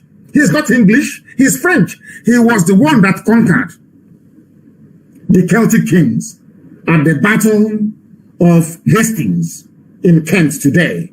The name of the village is called Battle till tomorrow morning. That's where you got the word battle from. So the French came, the Normans came and defeated the Celtic kings that you had, or some would say the Saxon kings that you had, and imposed the French rule. And that was the rise of the modern British monarchy you see today, that metamorphosed into the House of Windsor from that very throne. If you go to the House of, or should I say, to the Parliament in the UK, you will see it. The throne or the chair that the Norman king sat when they ruled England. That was how this whole thing came about. And subsequently, they conquered Wales. They fought many wars with Scotland. Now they went into a union. And then that's very aligned, because even in the royal house you have in England, they have Scottish people who were married there. At this point, also, Scottish people were the kings also of England. So they are mixed. If you ask them to go, who goes to where? That is the problem we have in economic land. But in time, we're going to solve it, because the people will decide. Thank you very much for your call. Very, very intelligent call, and I love that call this very morning. We have about 15 more minutes to stay live on the air, please. If you are used to calling, allow other people to make their own contribution. Allow other people to call. Somebody said I should give them the number again. We do not select those that call us. Let me take this very call. It's going to be very interesting. The caller on the line, can you hear me? I think I was trying to call.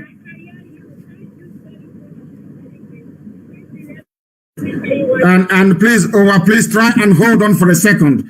I am trying as much as I can to get your call to come out on speaker. I am trying the much I can. Please hold on. Give us your name again and where you're calling from, please. Yes, sir. Mazi, good morning, sir. I love you very much. My name is Uwa Sophia Obaze. I love you, sir. You know, if I can take your brain and put it on my own, I could have been very happy. Thank you, sir. Sir, I want to thank you, sir, for all what you are doing for us. That my own contribution is that, sir. Yes. Thank you for the answer you give to our sister from Spain. I love that answer, because I've answered it many, many times. You can't drive the people there away. They have stayed there for 800 years, so we cannot drive them away. People have to decide their fate. So I'm not going to talk about that one, because you have answered the question.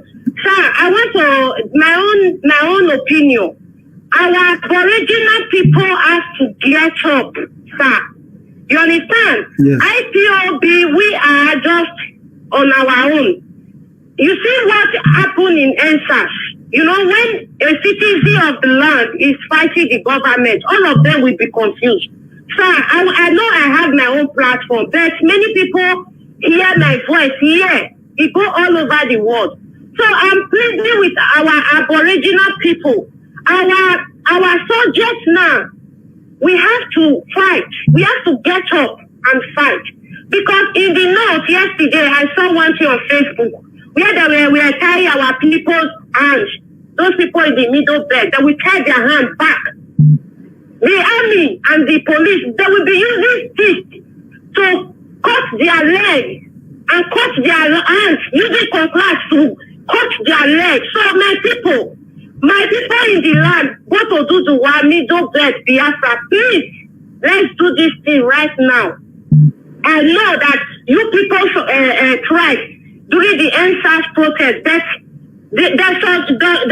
our government, the useless Zoo Republic, they oppress you with their gun and bullets. But this time, my people, please, we have to stand up and do it, because our girls that they are calling me, they are in the custody. They are beating them, raping them. They are not even giving them food. Please, my people of Biafra, people of Arewa, people of Oduduwa, please, let's do it. Let's do it. We know that war is not beautiful, but they are still going to kill our people anyway. Please, that is my own opinion. Please, the Aboriginal people, we have to get up and fight. When we are fighting, then Eastern security will not support us. And Mazi, please, I know I am your daughter. Please, when we get up next time, I know you like to praise us so that we do more. But don't talk. Don't just talk. Let our people deal with the Zoo government, because we have been suffering for a long time. Let us get this freedom once and for all. Because immediately they hear your voice, they'll say, hey, you understand? So let our people deal with the zoo government. Don't leave them, because this revolution we are going to fight, there will be no leader. Because I see some people that they call themselves celebrities, they will want to come and be our youth leader. So the government will not call them back. They will go and settle them. They will collect their share and they will come and be confusing our youth. So we don't need that. The revolution is everybody speak for yourself. It will be very sweet where people, please, let's stand up because of the people that they are beating, they are killing, they are in custody. Let's stand up once and for all. Please, my Igbo brother, you people are very radical. My Igbo brothers, please, my Joe, please, let us leave that for now. Let us everybody be free for once. I see that many of you like leader. I want to be a leader. I want to be a leader. Let me lead down. Don't kill all of you now. Thank you, Mazi. That is my contribution. God bless you, sir, for this opportunity. Please, let us do it once and for all. Thank you, Baba. Thank you, Thank sir. you. Thank you very much, dear sister. She was amongst those that tutored me on the need for Igodomigodo to be part and parcel of Biafra. And I accepted that very gospel that she preached to me. And now I have seen reason and sense in what most of them have been talking about, almost all of them, who are at the forefront of this very effort that we are making. Sadly, I wish to announce the passing of our dear sister Chioma Emesaronya from the UK family, Forest Gate, London, Southeast Zone of the IPOB family. I know I suspended the IPOB family in the UK for a reason. And because I have received this announcement, I must make it. She passed on and we need to take her body back home. And I want our people, I will temporarily lift the suspension on the entire UK family to gather and to make sure that we send her body home and do what we are supposed to do, because we are one family. We don't get buried abroad. We send our people back home, and I want her body to be sent home. Chioma and Mr. Onya, IPOB family, especially those of you in London, will get together to make sure that we move her body home. I also have another announcement to make. Lance Corporal Gabriel Uzoma Morocco is going to be our new, some people call it Forest Gate. It's not Forest Gate, it's the entire Southeast Zone. Is now going to be our new coordinator in the UK for Forest Gate, for London. And the meeting is held in Forest Gate. Let me make it very clear. But it's now going to be our coordinator for London and the Southeast. Gabriel Uzoma Morocco, he's our veteran. He fought in the war. He is now the new coordinator for that area. And he replaces Ozuoka, whom I am moving to a special office under me. He'll be working directly under me. He is the replacement for Ozuoka. And Ozuoka, if you're listening, please give Gabriel Uzoma Morocco, he's our veteran. Lance Corporal Gabriel Uzoma Morocco, he is now the new coordinator for London and regional coordinator for Southeast. Give him all the support and help that he needs. And I will announce the portfolio for Ozuoka in the coming days and weeks. From today onwards, Gabriel Uzoma Morocco is now the new coordinator of that. Because of the death of this, our sister, the passing of her Chioma Emesaronya, I'm making all these changes to take effect immediately and to make sure that we organize to send her body home. Very, very important, please. And I want to thank Ozuoka for the job, wonderful, excellent job that he has done for IPOB in that capacity. He is now moving on to greater and bigger things for us. Very, very critical that we all understand it. And I'm waiting. I have a new coordinator for the UK because Dr. Justice Okachi is now the head of our medical corps. He's a medical doctor. And he is the head of medical corps of IPOB all over the world. Not just previously the UK national coordinator, but now the head of our medical corps all over the world. Dr. Okachi is now the head of our medical corps. And in due course also, I will announce the UK coordinator. I had a meeting with her yesterday, our new UK coordinator, and her lovely husband.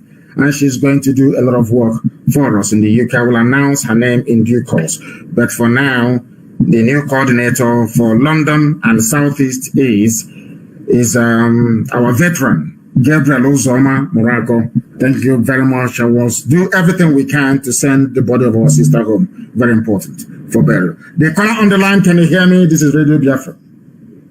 Yes, I can hear you very clear. Nnamdi Kanu. Thank you very much. Thank you very much. Thank you. Please, I just want to just drop this because it has been a long time I never get you. My name is Mazi. We come and name. Italy comes to Venice to go see away. Because he has slave trade maybe in Anapani. Then I hear no missionary and colonization maybe in Anapani. Only Bundibani is killing our people now. We are Bundibani, Bundibani, take it out. We are not to know Munanine. I will translate for people who don't understand. Go ahead. Yes, please. We want our people to tell our people to go back and ask what is happening at Umunna in our kindred. And each family have their own cross to carry now. Many people don't know what is happening, but this is our platform. I'm happy for your work, for what you are doing. We have been doing it since I started following you since 2012 to 2013, and you went to prison, we started doing it. Yes, Obindiche stand for you. Obindiche stand for you. The one Obuehi is leading. You understand me? Yes. They have gone far. So that as you are today, Obindiche know who you are, and they stand for you. Nothing will happen to you. Anybody that talk against you is feeling the pains immediately. Thank you very much, Mazi. Thank you very much, my dear brother. The way he spoke when he started was so sweet. I didn't want to cut him out because, like English language, you need to learn and study your language for you to grasp it very well. There are vocabularies, there are words that are not used on everyday basis. Unfortunately, when colonial masters came, we stopped developing our indigenous languages. We stopped adding new words to it and only decided to learn. I'm not saying English is a very beautiful, very fantastic language. I love it very much. After all, the greatest country in the world, USA, is using English language. So there's nothing wrong with it. But we also need to develop our own. What it's saying in essence is that the effect of colonialism and the influence of Europe has been very, very damaging to our psyche and our way of life. There's something called Umonna, which is a collection of the kindred. If you don't belong to Umonna, you are nobody.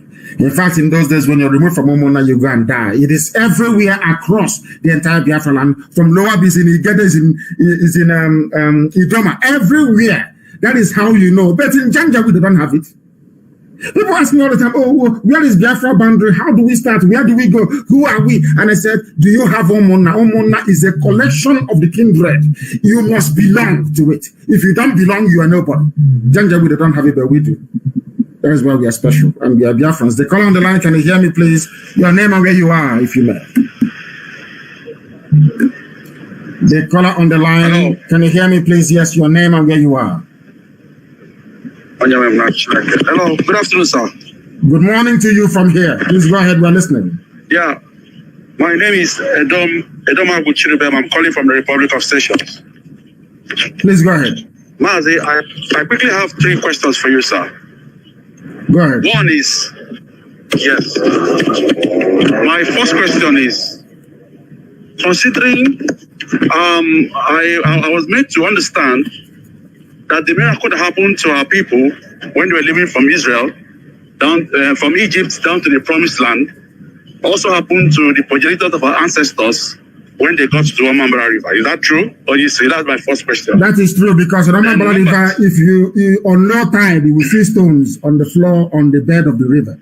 Where they marched and crossed, the same thing happened. If you go to Amambara on low tide, That is why our tourism will be the best in the whole world when Biafra comes. We'll go and show you where our progenitors, the last wave of the migration that came from the Afar region of Ethiopia, marching through the East Central Africa, marching through the Congo, Gabon, Cameroon, that came into our land. We will show you where they crossed and settled at Umweg and Aglade. Thank you, Machineke. Yes, thank you. Then my second question is, considering our genetic Hebraic heritage, why was it that the synagogue was not scattered across Biafra land the way churches are today?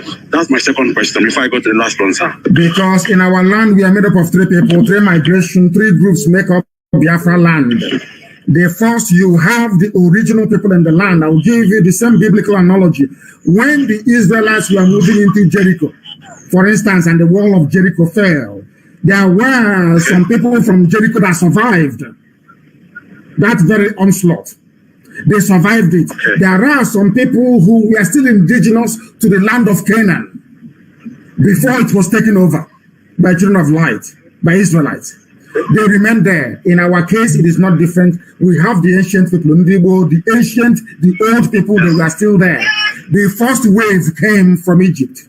They came through Sudan, through Yoruba land, and they settled in our land, through Goromigoro, and they settled. Second wave.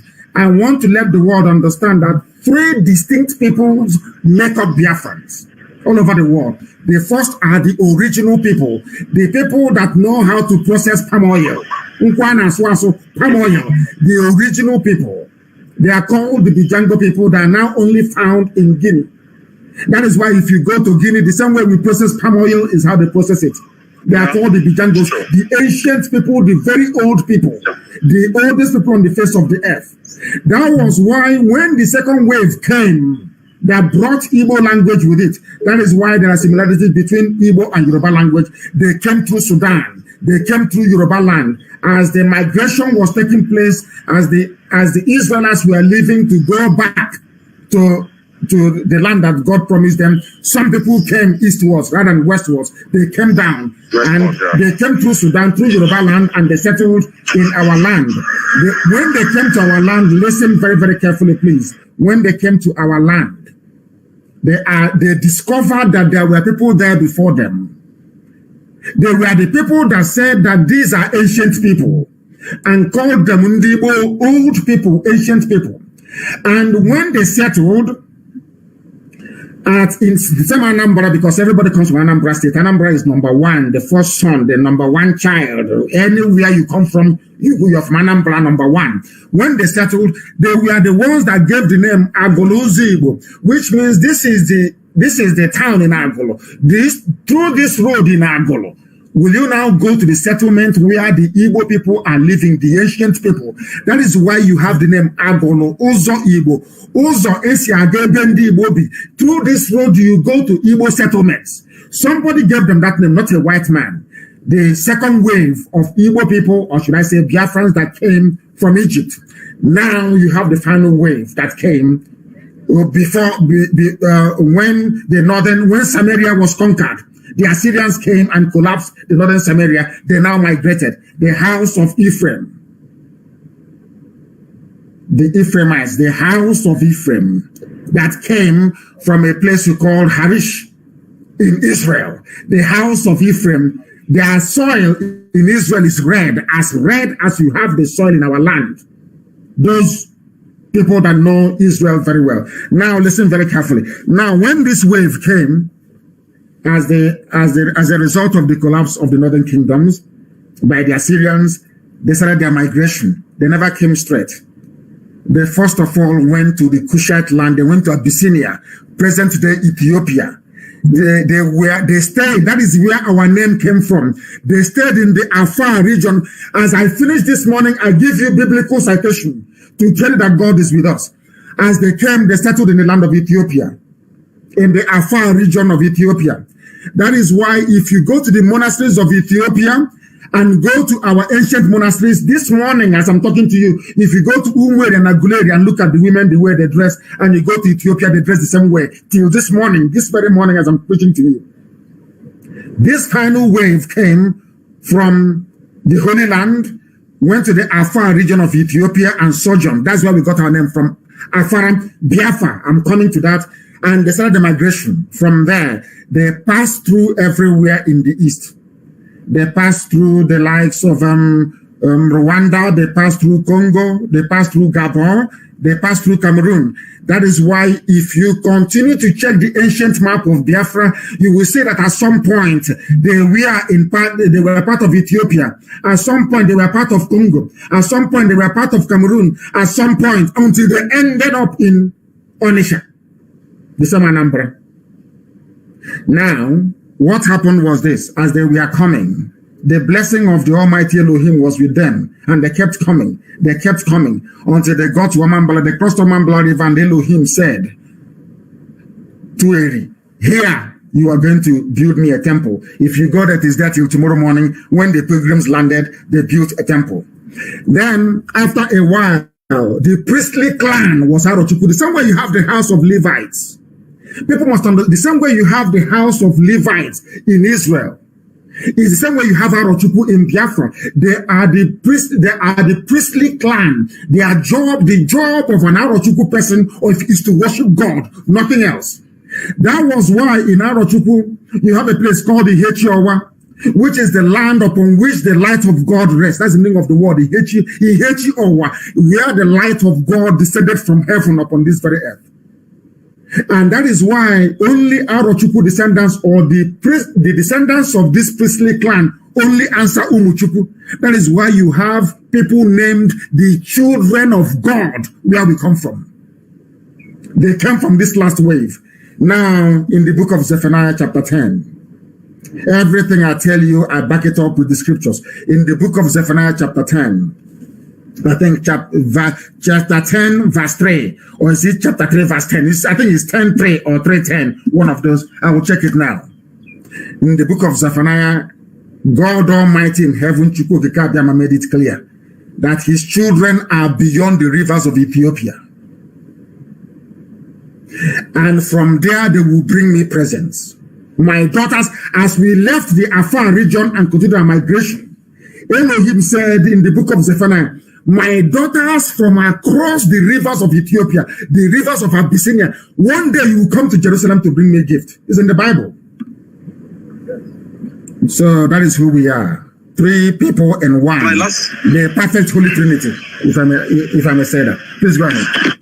Okay, thank you, sir. Then my last question is, where is the Ark of God domiciled? Is it in the blessed and holy land of Biafra, or in the land of the Prince of God, which is Israel, or with the kleptonomians as they used to, as we know them with? I think that the Ark of the Covenant rests in Ethiopia, in the Actum region. That is my belief, the original one. Because when the house became corrupt, when the house of David became corrupt, because of course David gave birth, they said slept to the Queen of Sheba and gave birth to the Menelik dynasty of Ethiopia. In the Amhara dynasty of Ethiopia that later became Ethiopia. And when the son was being smuggled out of the palace, the priest, they said, this is a legend, the priest of the holy house took the original Ark of the Covenant and gave it to him to take to Ethiopia for safekeeping. And they built a fake one and left at the temple. The reason why I believe is that if you go to a place called Aksum in Ethiopia, I think in the Amhara region, you will see that the Knights Templars, these are they claim that the servants of God. The Knights Templars came to Ethiopia. What would they be looking for in Ethiopia and building a church in Ethiopia? People believe that was where the Ark of Covenant was found, and nobody can enter into that very place. Even till tomorrow morning, they have the Holy of Holies. Nobody goes in there. There's no light that shines into that place. Only the high priest can enter that very place.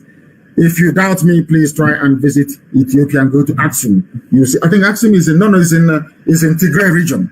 It's not in I think there's a war going on there right now. But all of these things are found there. Why would white people leave France, Scotland, England, Germany, Spain to come to Africa? What are they looking for? They come to look for the original Ark. Because when they took over the Temple of Solomon in Jerusalem, they were told that this Ark is fake, that the original one is in Ethiopia, and they came to Ethiopia and they built a church made of stone inside the ground to cover the Ark. So the legend says. Thank you very much.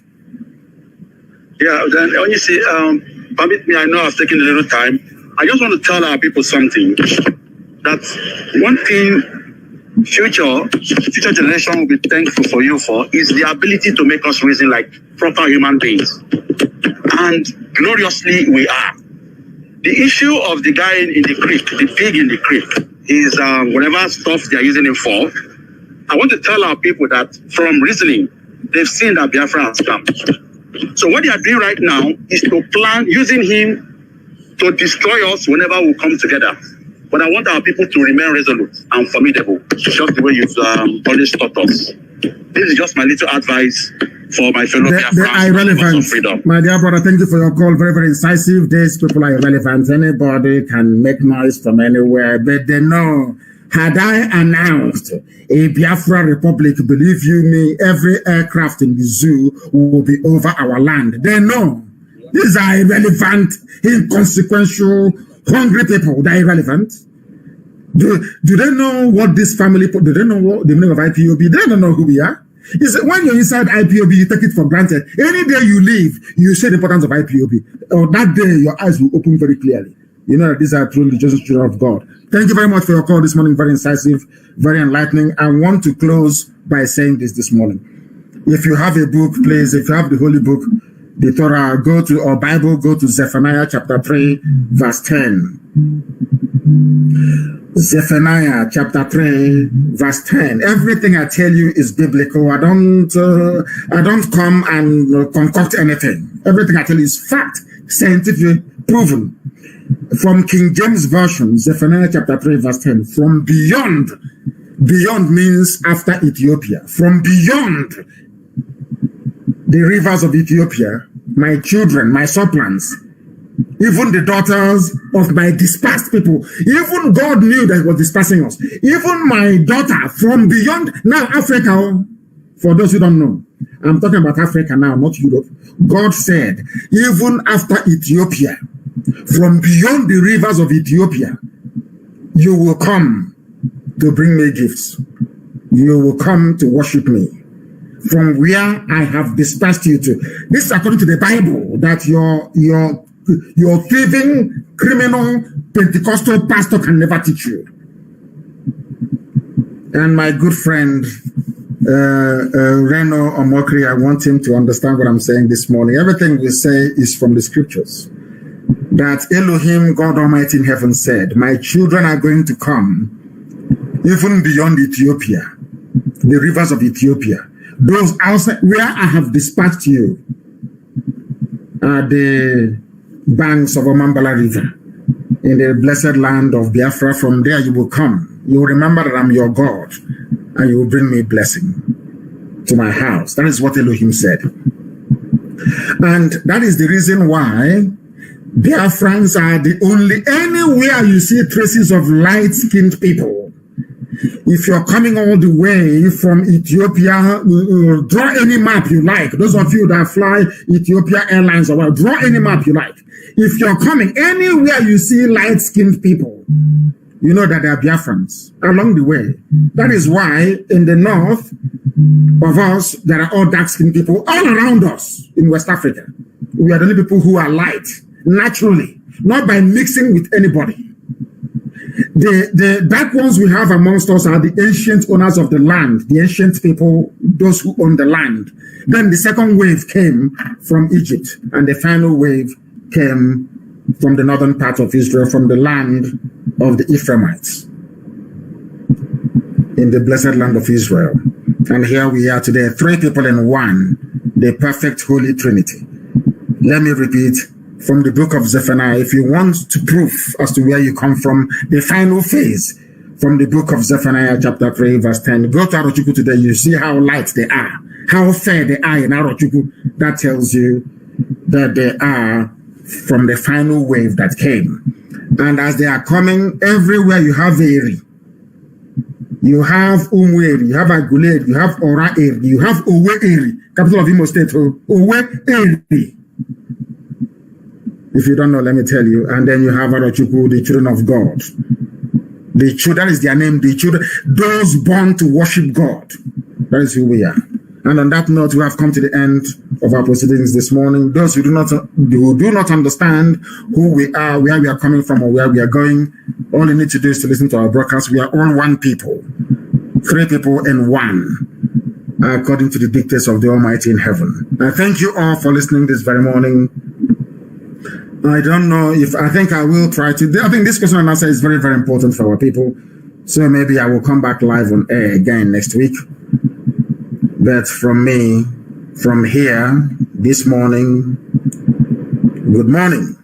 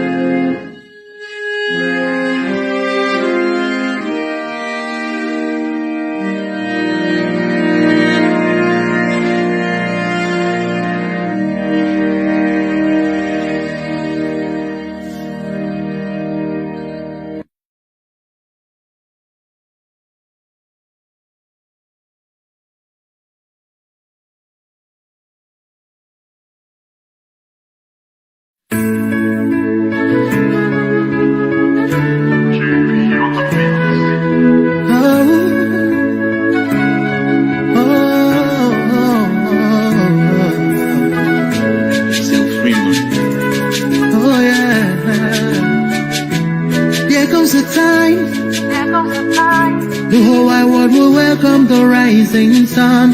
Here comes the time for everyone to see that what will be, will be. This is the time for you and I to stand together as one. Yeah, they will know, they will know. The sun is rising from east to west, from north to south. Can't you see the sun is rising? Oh, you wave your flag and be proud of who you are, because the sun is rising. We're shining so bright all over the world. We are the sun, we are rising. We spent our lives in pain and misery, never gonna trade our freedom with any mystery. It's affecting our soul and it's killing us slow. With what we've been through, we are far from being good, but we are blessed by Chukwuka Biafra. So we're never gonna give up. We're never gonna give up. There will be light in the wind of a tunnel. It will shine so bright all time. The whole wide world will embrace us.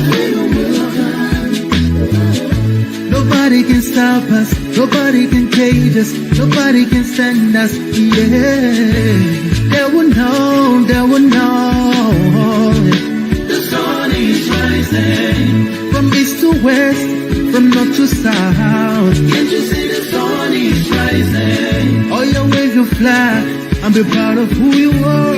Because the sun is rising. We're shining so bright all over the world. We are the sun, we are rising. The windows and curtains, green lights be revealing. When I think about how blessed we are, goosebumps all over my body. Sunrise to the clock strike. Black strands crossing grey stripes. Clashes upon clashes, many lives turn to ashes. When I ponder and reminisce, the actions I see malice. Blood on the ground, this is how we fly. Our beautiful flag, all around the world. Blood on the ground, this is how we fly. Our beautiful flag, all around the world. We go carry the cross together, we walk through to Zion. We stumble, we rise, how the victory will stand. There will know, there will know. The sun is rising. From east to west, from north to south. Can't you see the sun is rising? I still wave your flag all over the world. Because the sun is rising. I still be shining so bright all over the world. We are the sun, we are rising. They would know, they would know, they would know. The light shine, the sun is rising. Wave the flag anywhere you are. Yeah. You see the sun